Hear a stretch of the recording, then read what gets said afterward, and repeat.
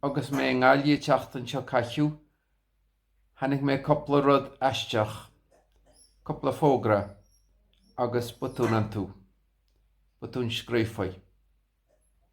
Nis seo é an chéad chean a hanig mé éis was gahas na Gaillimhe. Bhecinn sibh botún tá Juláid tá litis irírí.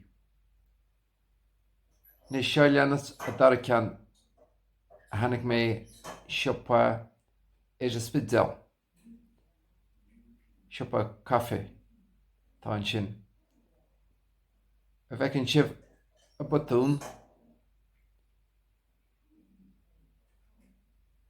ó mórarí lena bháil gus éis bhí dí a ghaibh.